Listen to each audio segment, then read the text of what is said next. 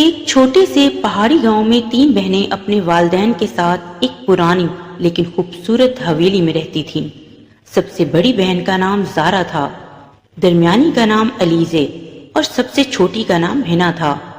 زارا سنجیدہ مزاج، عقل مند اور سب کی رہنما تھی۔ علیزے خواب دیکھنے والی، تخلیقی ذہن کی مالک تھی۔ ہنا شوخ، باتونی اور بہت جذباتی تھی۔ تینوں بہنیں ایک دوسرے سے بہت مختلف تھیں، لیکن ان کے درمیان محبت ایک اٹوٹ ڈور تھی۔ ایک دن گاؤں میں اعلان ہوا کہ قریبی پہاڑوں میں چھپا ہوا خزانہ دریافت ہوا ہے۔ جو کوئی اسے ڈھونڈ نکالے گا وہ گاؤں کی سب سے قیمتی زمین کا مالک بن جائے گا۔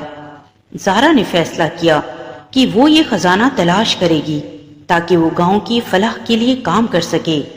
علیزے کا خواب تھا کہ وہ اپنی تصویریں اور کتابیں شائع کرے، اس لیے وہ بھی جانا چاہتی تھی۔ ہنا بس مہم جوئی کی خواہش مند تھی اور اس نے ضد کی کہ وہ بھی ساتھ چلے گی۔ تینوں بہنوں نے ایک ساتھ جانے کا فیصلہ کیا، لیکن ان کے اندرونی مقاصد مختلف تھے، جس کی وجہ سے راستے میں جھگڑے ہونے لگے۔ جب وہ پہاڑوں میں پہنچی تو راستے سخت اور خطرناک تھے۔ زارا ہر قدم پر احتیاط کرتی، علیزے مناظر میں کھو جاتی تھی اور وقت ضائع کرتی تھی، جبکہ ہنا بے صبر ہو کر جلدی آگے بڑھنا چاہتی تھی۔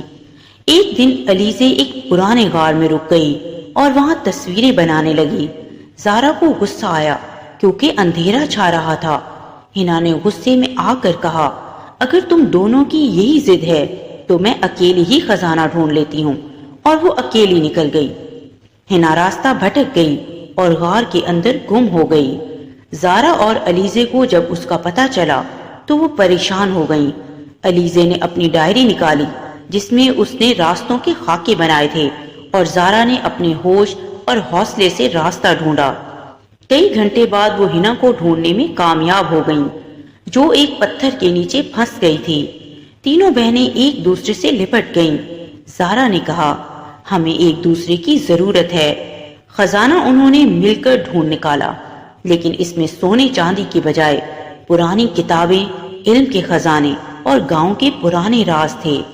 زارا نے ان کتابوں کو گاؤں کے اسکول کے لیے وقف کیا، علیزے نے ان پر کتاب لکھی اور ہنا نے بچوں کے لیے مہم جوئی کی کہانیاں سنانی شروع کی۔